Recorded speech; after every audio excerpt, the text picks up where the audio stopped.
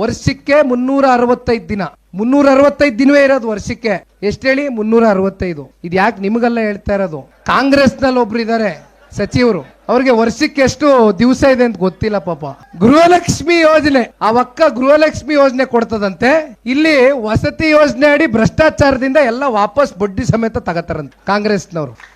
ಚುನಾವಣೆಯಲ್ಲಿ ನಮಗೆ ಯಾರು ಓಟ್ ಹಾಕ್ಲಿಕ್ಕಿಲ್ಲ, ಯಾರು ಓಟ್ ಹಾಕ್ತಾರೆ ಅಂತಕ್ಕಂಥ ಪ್ರಶ್ನೆ ಇಲ್ಲ ನಮ್ಮ ಮುಂದೆ. ನಾವೆಲ್ಲರೂ ಸಮಾನ ಮನಸ್ಸಿಂದ ಸ್ವೀಕಾರ ಮಾಡಿದ್ದೇವೆ, ಸಮಾನ ಮನಸ್ಸಿಂದ ಕಾಣ್ತೇವೆ.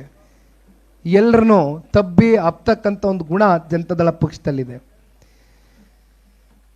ಹಾಗಾಗಿ ಯಾರು ಕೂಡ ಇವತ್ತು ಇಲ್ಲಿ ಸೇರಿರ್ತಕ್ಕಂಥ ಬಹಳ ಜನ ಇವತ್ತು ಈಗಾಗಲೇ 6:30 ಗಂಟೆ ಆಗೋಯ್ತು, ಆದರೂ ಕುಂತ್ಕೊಂಡಿದ್ದೀರಿ ಪಾಪ ಪ್ರೀತಿಯಿಂದ. ನಾನು ಇವತ್ತು ಜೇವರ್ಗಿಗೆ ಬರ್ತಾ ಇದ್ದಂಗೆ ಶರಣ್ಗೌಡ್ರಿಗೆ ಹೇಳಿದೆ, ದೊಡ್ಡಪ್ಪಗೌಡ್ರಿಗೆ ಹೇಳಿದೆ, ಇದು ಮಂಡ್ಯದಲ್ಲಿ ನಾಗಮಂಗಲ ತರ ಕಾಣ್ತಾ ಇತ್ತಲ್ಲ ನನಗೆ ಜೇವರ್ಗಿ. ನಾನು ಮಂಡ್ಯದ ನಾಗಮಂಗಲಕ್ಕೆ ಬಂದ, ಜೇವರ್ಗಿಗೆ ಬಂದ್ರೆ ನನಗೆ ಅರ್ಥ ಆಯ್ತಾ ಇಲ್ಲ. ಏನ್ ಚುನಾವಣೆ ಬೇರೆ ಇಲ್ವಲ್ಲ ಇದು?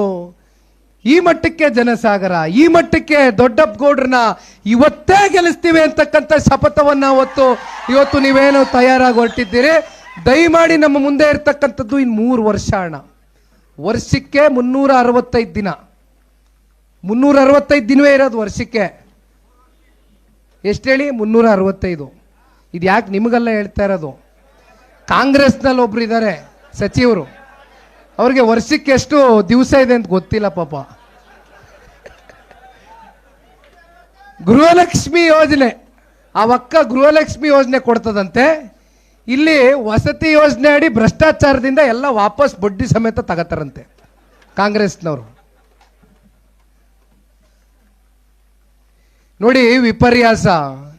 ವರ್ಷಕ್ಕೆ ಎಷ್ಟು ದಿನ ಆದೆ ಅಂತ ಗೊತ್ತಿಲ್ಲ ಅಂತವರೆಲ್ಲ ಮಂತ್ರಿಗಳಾಗಿ ಮಂತ್ರಿಮಂಡಲದಲ್ಲಿ ಕೆಲಸ ಮಾಡ್ತಾವ್ರೆ. ನಾನು ಒಂದು ಮಾತು ಇಲ್ಲಿ ನನ್ನ ಯುವ ಸಮುದಾಯದ ಅಣ್ಣ ತಮ್ಮಂದರಿಗೆ ಒಂದು ಮಾತನ್ನು ತಿಳಿಸ್ಲಿಕ್ಕೆ ಬಯಸ್ತೇನೆ. ನಾಡಗೌಡರು ಸಾಹೇಬರು ಒಂದು ಬಹಳ ಗಂಭೀರವಾದಂಥ ವಿಚಾರನ ಮುಂದೆ ಇಟ್ಟಿದ್ದಾರೆ. ನನ್ನ ಮನಸ್ಸಿನಲ್ಲೂ ಕೂಡ ಒಂದು ವಿಚಾರ ಇದೆ. ಈ ರಾಜ್ಯ ಪ್ರವಾಸದ ಹಿನ್ನೆಲೆ ಯುವ ಸಮುದಾಯ ಇವತ್ತು ರಾಜಕಾರಣಕ್ಕೆ ಬರಬೇಕು, ಸಾರ್ವಜನಿಕ ವಲಯದಲ್ಲಿ ಪ್ರಮುಖವಾದಂಥ ಪಾತ್ರವನ್ನು ವಹಿಸಬೇಕು. ಯಾತಕ್ಕೋಸ್ಕರ ಇದನ್ನು ಹೇಳ್ತಾ ಇದ್ದೀನಿ ಅಂದರೆ, ಹೊಸ ಹೊಸ ಆಲೋಚನೆಗಳು, ಹೊಸ ಹೊಸ ಕಲ್ಪನೆಗಳು ಮತ್ತು ನಿಮ್ಮಲ್ಲಿರ್ತಕ್ಕಂಥ ಉರುಪು ಇವತ್ತು ಸಮಾಜವನ್ನು ಕಟ್ತಕ್ಕಂಥದಕ್ಕೆ, ಸಮಾಜದ ಏಳಿಗೆಗೋಸ್ಕರ ಇವತ್ತು ನಾವು ನೀವೆಲ್ಲರೂ ದುಡಿಬೇಕಾಗಿದೆ. ದಯಮಾಡಿ ಯುವಕರು ಹೆಚ್ಚಿನ ಸಂಖ್ಯೆಯಲ್ಲಿ, ಯಾಕೆಂದ್ರೆ ಇಲ್ಲಿ ಕೂತಿರ್ತಕ್ಕಂಥ ಎಲ್ಲ ನಮ್ಮ ಪಕ್ಷದ ಹಿರಿಯ ಮುಖಂಡರುಗಳು ಯುವಕರಾಗಿದ್ದಾಗಲೇ ನಮ್ಮ ಪಕ್ಷಕ್ಕೆ ಬಂದು ಕೆಲಸವನ್ನು ಮಾಡಿರ್ತಕ್ಕಂಥದ್ದು. ನಾವು ಹೇಳ್ತೇವೆ 55 ಜನ ಬಿಟ್ಟೋಗಿರ್ಬೋದು, ಆದರೂ ಕೂಡ ಇವತ್ತು ನಾಡಗೌಡರು ಸಾಹೇಬ್ರ ಬಗ್ಗೆ ನಾನು ಹೇಳಬೇಕು. ಅವರಲ್ಲಿ ಇರ್ತಕ್ಕಂಥ ಪ್ರಾಮಾಣಿಕತೆ ಎಂಥದ್ದು ಅಂದರೆ, ನಾಡಗೌಡರು ಸಾಹೇಬ್ರಿಗೆ ನಮ್ಮ ಮಿತ್ರ ಪಕ್ಷ ಇವತ್ತು ನಾವು ಚರ್ಚೆ ಮಾಡಬಾರ್ದು ಅಂದರೆ ಬಹಳ ಒಳಗೆ ಸಾರಾಂಶವನ್ನು ಹೇಳಲಿಕ್ಕೆ ಹೋಗೋದಿಲ್ಲ, ಮೇಲ್ಮೇಲೆ ಹೇಳ್ತೇನೆ. ನಾಡಗೌಡರು ಸಾಹೇಬ್ರಿಗೆ ಒಂದು ಆಫರ್ ಇತ್ತು, ಪಕ್ಷವನ್ನು ಬಿಟ್ಟು ಬನ್ನಿ, ನಾವು ನಿಮ್ಮ ಮಂತ್ರಿ ಮಾಡ್ತೇವೆ. ಆ ತತ್ಕ್ಷಣ ನಾಡಗೌಡರು ಸಾಹೇಬ್ರು ಏನು ಮಾಡಿರ್ಬೋದು? ಬೇರೆ ಯಾರಾದರೂ 55 ಜನ ಶಾಸಕರು ಬಿಟ್ಟು ಹೋದ್ರಲ್ಲ, ಅಂಥವ್ರಾದರೆ ಇರಪ್ಪ ಒಳ್ಳೆ ಆಫರ್ ಬಂದಿದೆ, ಒಂದು 2 ದಿನ ಯೋಚನೆ ಮಾಡೋಣ, ಕುಟುಂಬದವ್ರ ಜೊತೆ ಕುತ್ಕೊಂಡು ಚರ್ಚೆ ಮಾಡುವ ಅಂತಿರ್ತಾರೆ. ನಾಡಗೌಡರು ಸಾಹೇಬ್ರು ಅವ್ರ ಕುಟುಂಬ ಅಂತ ಅನ್ಕೊಂಡಿರ್ತಕ್ಕಂಥದ್ದೇ ದೇವೇಗೌಡರನ್ನ, ಕುಮಾರಣ್ಣನ ನೇರವಾಗಿ ಫೋನ್ ಮಾಡಿದ್ರು. ನೋಡಿ ಅಪ್ಪಾಜಿ, ನನಗೆ ಈ ಥರ ಆಫರ್ ಮಾಡ್ತಾ ಇದ್ದಾರೆ, ನಾನು ಈಗಲೇ ನಿಮಗೆ ವಿಚಾರ ನಿಮ್ಮ ಗಮನಕ್ಕೆ ಮುಟ್ಟಿಸ್ತಾ ಇದ್ದೀನಿ, ಬೇರೆ ಇನ್ನೆಲ್ಲಿ ಯಾವ್ಯಾವ ರೀತಿ ಆಫರ್ಗಳಾಗ್ತಾ ಇದೆ ಸ್ವಲ್ಪ ಸರಿಪಡಿಸ್ಕೊಳ್ಳಿ ಅಂತ ನಾಡಗೌಡರು ಸಾಹೇಬರು ಹೇಳಿರ್ತಕ್ಕಂಥದ್ದು. ಇವೆಲ್ಲ ಇಂಥವರಿಂದ ಈ ಪಾರ್ಟಿ ಉಳಿದಿದೆ, ಬೆಳೆದಿದೆ. ಹಾಗಾಗಿ ಅಣ್ಣ ಇನ್ನೊಂದು ನಾನು ಹೇಳ್ತೇನೆ, ಜನತಾದಳ ಪಕ್ಷ ಯಾವತ್ತೂ ಕೂಡ ದುಡ್ಡಿಗೆ ಪ್ರಾಮುಖ್ಯತೆ ಕೊಟ್ಟಿಲ್ಲ. ಯಾರೋ ಚುನಾವಣೆ ಸಂದರ್ಭದಲ್ಲಿ ಬರ್ತಾನಂತೆ, ಕೊನೆಯ ಸಂದರ್ಭದಲ್ಲಿ ಒಂದು 6 ತಿಂಗಳು 3 ತಿಂಗಳು ಇದ್ದಂಗೆ ನನ್ನ ಹತ್ರ ಒಂದು 50 ಕೋಟಿ ಅದೇ, ನಾನು MLA ಆಗಬೇಕು, ಚೆನ್ನಾಗಿ ರಿಯಲ್ ಎಸ್ಟೇಟ್ ಮಾಡ್ಕೊಂಡು ಬಂದ್ಬಿಟ್ಟಿದ್ದೀನಿ, ದುಡ್ಡಿದೆ, ಕೊಳಿತಾ ಇದೆ, ಹೆಂಗಾರು ಮಾಡಿ ನಾನು ವಿಧಾನಸೌಧಕ್ಕೆ ಹೋಗ್ಬೇಕು ಅಂತ ಭಾಳ ಜನ ಇದ್ದಾರೆ. ಆದರೆ ಒಂದು ಮಾತನ್ನ ಹೇಳ್ತೇನೆ ಅಣ್ಣ, ಯಾವ ಕಾರಣಕ್ಕೂ ಕೂಡ ಜನತಾದಳ ಪಕ್ಷದ ವರಿಷ್ಠರಾಗ್ಲಿ, ನಮ್ಮ ನಾಯಕರಾಗ್ಲಿ ಅಥವಾ ಮುಂದಿನ ದಿನಗಳಲ್ಲಿ ಪಕ್ಷ ಆಗಲಿ ದುಡ್ಡಿಗೆ ಪ್ರಾಮುಖ್ಯತೆ ಹಿಂದೆನೂ ಕೊಟ್ಟಿಲ್ಲ, ಮುಂದೆನೂ ಕೊಡ್ತಕ್ಕಂಥದ್ದಿಲ್ಲ. ನಾವು ಮೊದಲು ಪ್ರಾಮುಖ್ಯತೆ ಕೊಡ್ತಕ್ಕಂಥದ್ದು ಪ್ರಾಮಾಣಿಕತೆಗೆ ಅಂತಕ್ಕಂಥದ್ದನ್ನ ಈ ಸಂದರ್ಭದಲ್ಲಿ ಹೇಳ್ತೇವೆ. ಯಾಕೆಂದ್ರೆ ಮುಂದೆ ದೊಡ್ಡ ದಂಡೆ 2028ರಲ್ಲಿ ಚುನಾವಣೆಯಲ್ಲಿ ಶಾಸಕರಾಗಿ ಬಂದ ಮೇಲೆ ಅದರಲ್ಲಿ ಪ್ರಾಮಾಣಿಕರಿದ್ರೆ ಸನ್ಮಾನ್ಯ ಕುಮಾರಣ್ಣವ್ರಿಗೆ ನೆಮ್ಮದಿಯಾಗಿ ಆಡಳಿತವನ್ನು ಮಾಡ್ಬೋದು. ಮತ್ತಲ್ಲಿ ಇನ್ನೊಂದು ಯಾವುದೋ ಒಂದು 5-10 ಜನ ಡಿಸಿಡೆಂಟ್ ಮಂದಿಗಳು ಇಲ್ಲ ನೋಡೋ ಒಂದು ಸ್ವಲ್ಪ ಆ ಕಡೆ ಎಲ್ಲರೂ ಹೋಗುವ, ಈ ಕಡೆ ಎಲ್ಲರೂ ಏನಾರು ಸಿಗ್ತದ, ಆ ಕಡೆ ಏನಾರು ಮೇಕಪ್ ಬಂದ್ಬಿಡುವ ಅಂತ ಹೋಗೋರು ಶುರು ಆಗೋದ್ರೆ ನೀವು ಹೆಂಗೆ ಆಡಳಿತ ಮಾಡ್ತೀರಿ? ಹಾಗಾಗಿ ಅದು ಪಕ್ಷ ಬಹಳ ಗಂಭೀರವಾಗಿ ನೋಡುತ್ತಣ. ಆಮೇಲೆ ಕೊನೆಯದಾಗೆ ಇಲ್ಲಿ ZPTP ಚುನಾವಣೆ ಬಗ್ಗೆ ಯಾರಿಗೂ ಕೂಡ ಕಾಂಗ್ರೆಸ್ನ ಸರ್ಕಾರ ಇದನ್ನ ಮಾಡ್ತಾರೆ ಅಂತಕ್ಕಂಥದ್ದು ಯಾರಿಗೂ ಕೂಡ ಇವತ್ತು ನಿರೀಕ್ಷೆಗಳು ಇಲ್ಲ, ಅಪೇಕ್ಷೆನೂ ಇಲ್ಲ, ನಂಬಿಕೆನೂ ಇಲ್ಲ, ಗ್ಯಾರಂಟಿ ಇಲ್ಲ. ಗ್ರಾಮ ಪಂಚಾಯತಿ ಚುನಾವಣೆ ಡಿಸೆಂಬರ್ ತಿಂಗಳಲ್ಲಿ ನಡೀಬಹುದು. ಅದು ಪಕ್ಷದ ಚಿಹ್ನೆಯ ಬೆಂಬಲಿತ ಅಭ್ಯರ್ಥಿ ಅಂತ ಅನ್ಕೋಣ. ಪಕ್ಷದ ಬೆಂಬಲಿತ ಅಭ್ಯರ್ಥಿ ಚಿಹ್ನೆ ಅಡಿ ಮೇಲೆ ನಡೀತಕ್ಕಂಥದ್ದಲ್ಲ. ಆದರೆ ರಾಜಕಾರಣದ ಬೇರೆ ಗ್ರಾಮ ಪಂಚಾಯತಿ ಚುನಾವಣೆ. ಇವತ್ತು ನಮ್ಮ ಪಕ್ಷದಿಂದ ಎಷ್ಟೋ ಜನ ಗ್ರಾಮ ಪಂಚಾಯತಿ, ತಾಲೂಕು ಪಂಚಾಯತಿ, ಜಿಲ್ಲಾ ಪಂಚಾಯತಿ ಚುನಾವಣೆಗಳಲ್ಲಿ ನಿಂತು ಸದಸ್ಯರಾಗಿ, ಅಧ್ಯಕ್ಷರುಗಳಾಗಿ, MLA ವರೆಗೂ ಹೋಗಿ ಮಂತ್ರಿಗಳಾಗಿರ್ತಕ್ಕಂಥ ಉದಾಹರಣೆಗಳಿದೆ.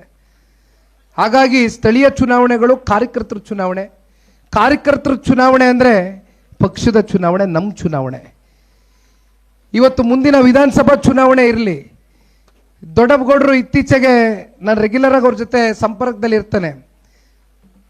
ನಾನು ನೋಡಿದ್ದೇನೆ ಅವರು ಕಳೆದ ಸ್ಥಳೀಯ ಚುನಾವಣೆಗಳಲ್ಲಿ ನಿಮ್ಮ ಪರವಾಗಿ ಅವರು ಸಾಧಿಸ್ತಾ ಇರ್ತಕ್ಕಂಥ ಹಿಡಿತ ಕ್ಷೇತ್ರದಲ್ಲಿ ಕಾರ್ಯಕರ್ತರನ್ನ ಉಳಿಸ್ಕೋಬೇಕು, ಕಾರ್ಯಕರ್ತರಿಗೆ ರಕ್ಷಣೆ ಕೊಡಬೇಕು, ಕಾರ್ಯಕರ್ತರಿಗೆ ಅಧಿಕಾರವನ್ನು ಕೊಟ್ಟು ಈ ಕ್ಷೇತ್ರದಲ್ಲಿ ಕಾರ್ಯಕರ್ತರ ಮೂಲಕ ಈ ಕ್ಷೇತ್ರದ ಅಭಿವೃದ್ಧಿಯನ್ನು ಪಡಿಸಬೇಕು ಅಂತಕ್ಕಂಥ ಅಭಿಲಾಷೆಯನ್ನ ದೊಡ್ಡಪ್ಪಗೌಡರು ಇವತ್ತೇನು ಹೊಂದಿದ್ದಾರೆ ನೋಡಿ. ಪಾಪ ದೊಡ್ಡಪ್ಪಗೌಡರ ತಂದೆ ನಾನು ಬರ್ಬೇಕಾದ್ರೆ ಕೇಳ್ತಾ ಇದ್ದೆ, ರಾಜಕೀಯದ ಹಿನ್ನೆಲೆ ಇರ್ತಕ್ಕಂಥ ಕುಟುಂಬ, ಇತಿಹಾಸ ಇರ್ತಕ್ಕಂಥ ಕುಟುಂಬ. ತಂದೆಯವರು 3 ಬಾರಿನೂ ಕೂಡ 1000, 1500, 1800 ಅಂತರದಿಂದ ಸೋತಿರ್ತಕ್ಕಂಥದ್ದು ಅಂತ ಹೇಳ್ತಾ ಇದ್ರು. ಇವತ್ತು ಅವ್ರ ಕಣ್ಣಲ್ಲಿ ಕ್ಷೇತ್ರದ ಅಭಿವೃದ್ಧಿಗೆ ಏನಾದರೂ ಒಂದು ಕ್ರಾಂತಿಕರವಾದಂಥ ಬದಲಾವಣೆ ತಗೊಂಡು ಬರಬೇಕು ಅಂತಕ್ಕಂಥ ಆ ಹುರುಪು ಕಾಣ್ತಾ ಇದೆ.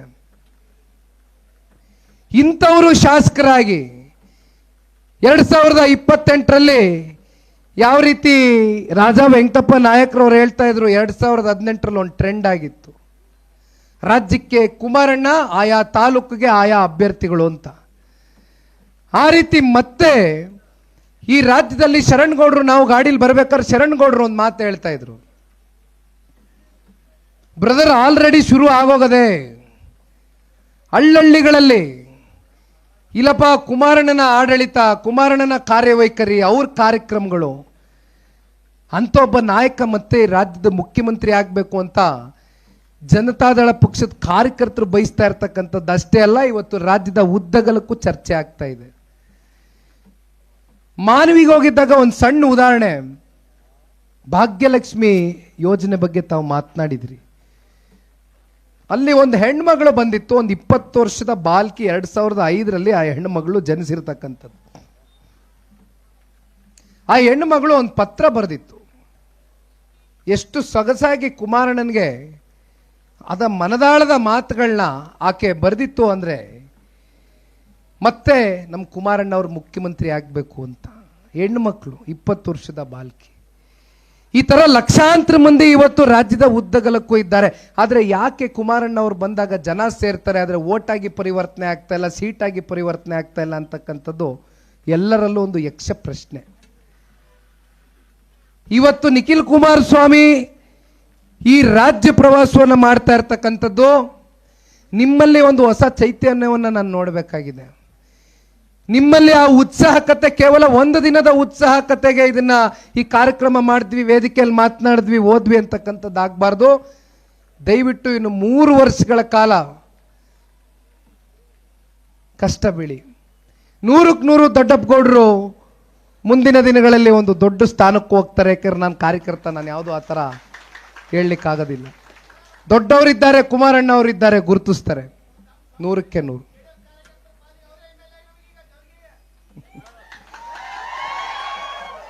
ಅಧಿಕೃತವಾಗಿ MLA ಮಾಡಬೇಕು ನೀವು.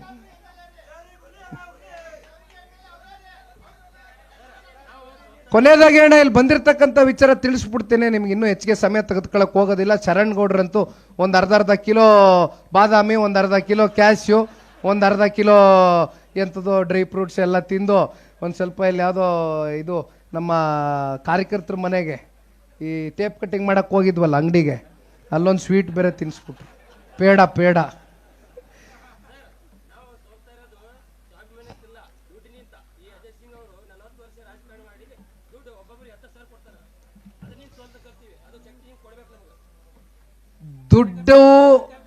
ದುಡ್ಡು ಅಂತಕ್ಕಂಥದ್ದು ನಾನು ಒಪ್ಕೊಳ್ತೇನೆ. ಇವತ್ತಿನ ರಾಜಕಾರಣದಲ್ಲಿ ದುಡ್ಡು ಕೂಡ ಒಂದು ಹಂತದ ಪಾತ್ರವನ್ನು ವಹಿಸುತ್ತೆ. ಆದರೆ ದುಡ್ಡೇ ಅಂತಿಮವಾದಂಥ ನಿರ್ಣಯ ಆಗ್ಲಿಕ್ಕೆ ಸಾಧ್ಯ ಇಲ್ಲ. ಜನರ ಹೃದಯದಲ್ಲಿ ಸ್ಥಾನ ಪಡಿಬೇಕಾಗ್ತದಣ್ಣ. ಎದುರಬೇಡಿ. ಎಂಥ ಬಲಿಷ್ಠರಾಗಲಿ, ಅವ್ರಿಗವರು ಎಂಥ ರಾಜಕಾರಣದಲ್ಲಿ ನನ್ನನ್ನು ಯಾರೂ ಸೋಲ್ಸಕ್ಕೆ ಆಗಲ್ಲ ಅಂತಕ್ಕಂಥವ್ರು ಭಾಳ ಜನ ಮುಗಿಸ್ಬಿಟ್ಟಿದ್ದಾರೆ ರಾಜಕೀಯವಾಗಿ. ಜನ ಮನಸ್ಸು ಮಾಡಿದ್ರೆ ಏನು ಬೇಕಾದ್ರೆ ಆಗ್ತದೆ. ಕರಿಯಮ್ಮನವರು ಉದಾಹರಣೆನೆ. ಹೌದು, ದೇವದುರ್ಗದಲ್ಲಿ ಕರಿಯಮ್ಮನವ್ರ ಉದಾಹರಣೆನೆ. ನಮ್ಮ ಬೆಂಗಳೂರು ಗ್ರಾಮಾಂತರದಲ್ಲಿ ಒಂದು ಉದಾಹರಣೆ ಇದೆ. ಈ ಥರ ಉದಾಹರಣೆಗಳಿದೆ. ಚರ್ಚೆ ಮಾಡೋದು ಬೇಡ, ಬನ್ನಿ ಟೈಮ್ ಬಂದಾಗ ಮಾತಾಡ. ಅಣ್ಣ ಒಂದು ಇಲ್ಲೇ ಅನೌನ್ಸ್ ಮಾಡೋದ ಅದೇನು, ದಯಮಾಡಿ ಅಣ್ಣ ಒಂದು ತಮ್ಮೆಲ್ಲರಲ್ಲೂ ಮನವಿ ಮಾಡ್ತೇನೆ. ಇನ್ನು 30 ದಿನಗಳ ಕಾಲ ದೊಡ್ಡಪ್ಪಗೌಡ್ರಿಗೆ ಒಂದು ಮಾತು ಹೇಳ್ಬಿಡ್ತೀನಿ ಕೊನೆಯದಾಗೆ. ಎಲ್ಲ ಮುಖಂಡರುಗಳು ದಯಮಾಡಿ ಗಮನ ಇಟ್ಟು ಕೇಳಿಸ್ಕೋಬೇಕು. ಇನ್ನೊಂದು 30 ದಿನ ಅಣ್ಣ, ಒಂದು ದಿನ ನಾನು ಹೆಚ್ಚಿಗೆ ಕೇಳಲ್ಲ. ದಿವಸಕ್ಕೆ 3 ರಿಂದ 4 ತಾಸು ಹೆಚ್ಚಿಗೆ ಬೇಡ. ಮಿಕ್ಕಿದ ನೀವು ಕೆಲಸ ನೀವು ಮಾಡ್ಕೊಳ್ಳಿ. ಹಳ್ಳಿಗಳಿಗೆ ದಯವಿಟ್ಟು ಪಂಚಾಯತಿ ವಾರು ಹಿರಿಯಕರು, ಯುವಕರು, ಹೆಣ್ಮಕ್ಳು ಒಂದು ತಂಡ ಮಾಡ್ಕೊಳ್ಳಿ. ಅದರಲ್ಲಿ ಕನಿಷ್ಠ ಪಕ್ಷ ಒಂದು ಇಬ್ಬರಾದರೂ ಯಾವ ರೀತಿ ಮಿಸ್ಡ್ ಕಾಲ್ ಕೊಡೋದು, ಯಾವ ರೀತಿ ಫಾರ್ಮನ್ನು ಫಿಲ್ ಮಾಡತಕ್ಕಂಥದ್ದು, ಒಂದು ಸ್ವಲ್ಪ ಅದ್ರ ಬಗ್ಗೆ ವಿಚಾರವನ್ನು ಗ್ರಹಿಸಿ ಹೋಗ್ತಕ್ಕಂಥದ್ದು ಸೂಕ್ತ. 30 ದಿನಗಳ ಕಾಲ ಶರಣಗೌಡರು ಒಂದು ಮಾತನ್ನು ಕೊಟ್ಟವ್ರೆ. ಯಾದಗಿರಿ ಜಿಲ್ಲೆಯಿಂದ 50 ಲಕ್ಷ ನಾವು ರಾಜ್ಯದಲ್ಲಿ ಗುರಿಯನ್ನು ಇಟ್ಕೊಂಡಿದ್ದೇವೆ. 1 ಲಕ್ಷ ಗುರಿ ಯಾದಗಿರಿಯಲ್ಲಿ ಮಾಡ್ತೇವೆ, ಕಲಬುರಗಿಲಿ 1 ಲಕ್ಷ ಗುರಿಯನ್ನು ಮುಟ್ತೇವೆ ಅಂತಕ್ಕಂಥ ಮಾತನ್ನ ಇವತ್ತು ನಮಗೆ ವೇದಿಕೆ ಮೂಲಕ ಮಾತನಾಡಬೇಕಾದ್ರೆ ಕೊಟ್ಟಿದ್ದಾರಣ್ಣ. ದಯವಿಟ್ಟು ಇಂದಿನಿಂದ ಪಕ್ಷದ ಕೆಲಸ ಪಕ್ಷವನ್ನು ಕಟ್ಟೋಣ, ಪಕ್ಷವನ್ನು ಬೆಳೆಸೋಣ, ಉಳಿಸೋಣ. ಪಕ್ಷ ನಿಮಗೆ ಆಧಾರ ಸ್ತಂಭವಾಗಿ ನಿಲ್ಲುತ್ತೆ. ಧನ್ಯವಾದ. ಜೈ ಹಿಂದ್, ಜೈ ಕರ್ನಾಟಕ ಮಾತು. ಧನ್ಯವಾದ.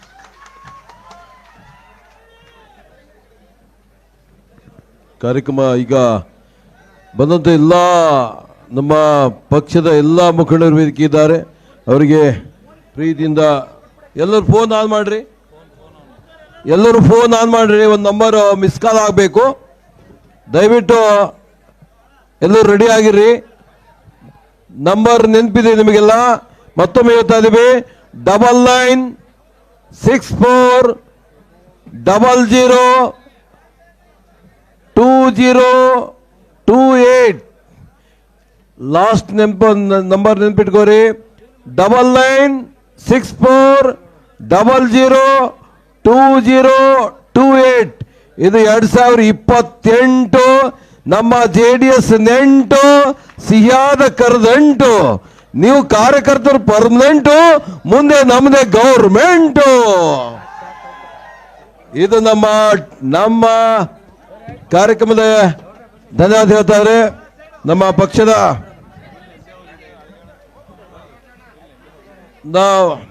ಅಲ್ಲ ಪಕ್ಷ ಅವರು ಯಡಿಯೂರಪ್ಪಯ್ಯವರು ವೋಟ್ ಆಫ್ ಥ್ಯಾಂಕ್ಸ್ ಮಾಡಬೇಕು.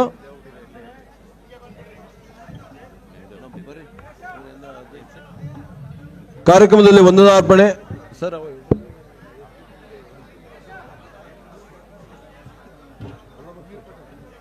ಅಮೀರ್ ಪಟೇಲ್ ಅವರು ವೋಟ್ ಆಫ್ ಥ್ಯಾಂಕ್ಸ್ ಮಾಡಬೇಕು.